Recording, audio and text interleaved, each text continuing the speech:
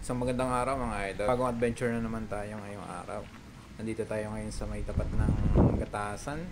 Kasama natin Sir Mau. At syempre yung ating bangkero. And syempre yung pinakagwapo at pinakastig. Yun, fish out mga idol.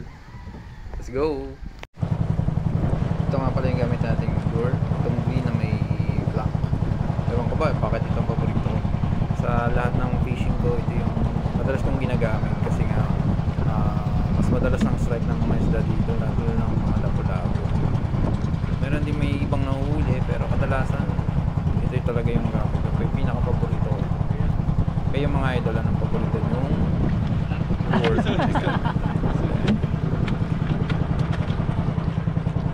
Kaya malamig yung tubig.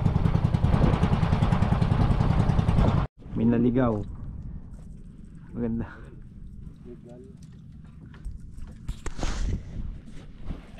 May tama na lizard siya. Ayan, may tayo. Chicard snapper. Tosil, yun na naman. Ang isdang ito mga idol, kadalasan ito marami sila o grupo. Kapag strike ang isa, dire-diretso na yan. Pero ngayong time, isa lang siya.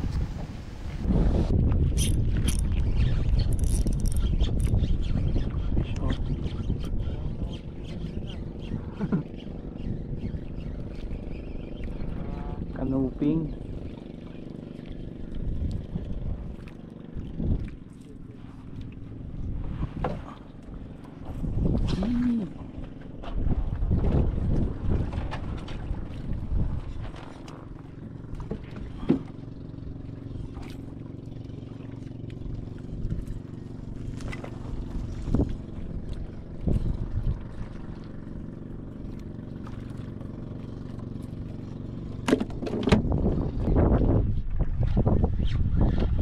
Meron din ako.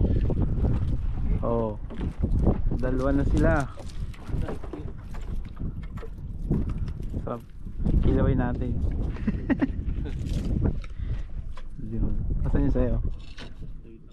Yung ano ko pala, sabag yung ano ko. Ah, laki ah. Ano yan? Chicard snapper oh. Laki-laki din. Baka makawala pa.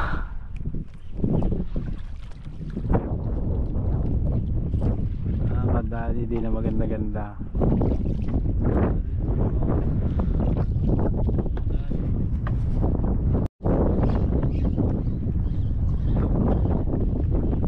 Kanuping. Yun. Ay, lang pala. Kanuping. Pink.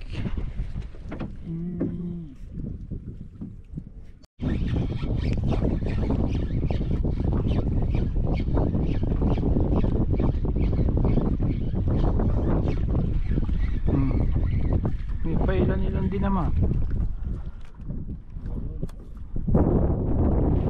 Snapper din. Kanuping.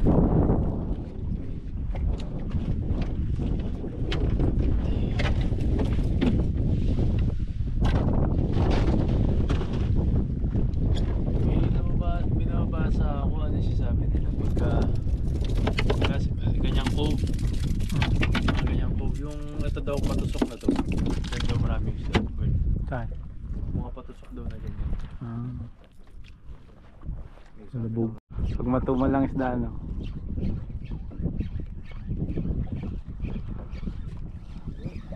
Yun o, laki o. Kulapo.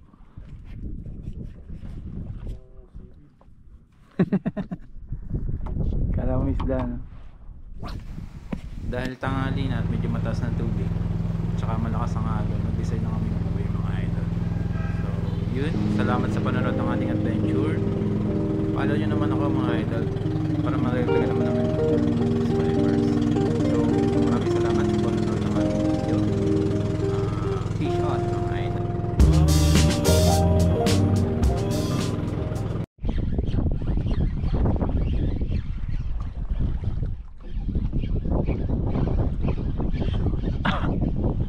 Baraka na naman.